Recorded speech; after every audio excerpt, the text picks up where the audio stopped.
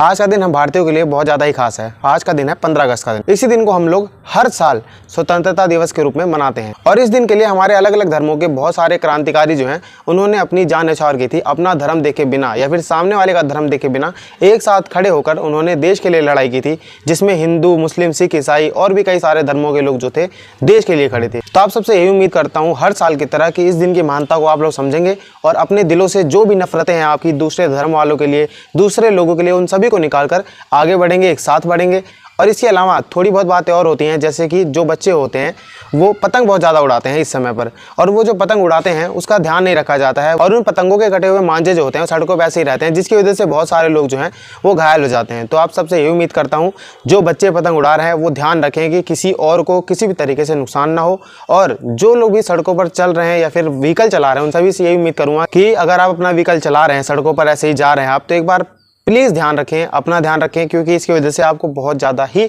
बुरी तरीके से चोट आने के चांसेस बढ़ जाते हैं। और एक और चीज़ कि हमारे तिरंगे का बिल्कुल भी किसी भी तरीके से अनादर ना करें। अगर आपने झंडा खरीदा है, तिरंगा खरीदा है या फिर तिरंगे से रिलेटेड कुछ भी खरीदा है, जैसे कि बैंड्स होते हैं और भी बहुत सारी चीज़ें होती हैं, अगर आपने वो सारे के सारे खरीद रखे हैं तो जब आपको उनका काम जो है वो पूरा हो जाता है, मतलब आपको वो निकालना है, तो उसको पूरे आदर के साथ निकालें और उसको बहुत ही संभाल के रखें, ना कि उसे ऐसे ही फेंक दें। या फिर जो छोटे छोटे झंडे आते हैं उन्हें आप ऐसे ही फेंक दें सड़कों पे, तो उसका आदर बिल्कुल करें, क्योंकि इससे ही दिखता है कि आप अपने देश की कितनी ज़्यादा रिस्पेक्ट करते हैं। तो अंत में मैं सिर्फ और सिर्फ इतना ही बोलूँगा कि आपको और आपके परिवार को स्वतंत्रता दिवस की हार्दिक शुभकामनाएं, और बस सही जानकारी के लिए मेरे अकाउंट से जुड़ जाएं। धन्यवाद।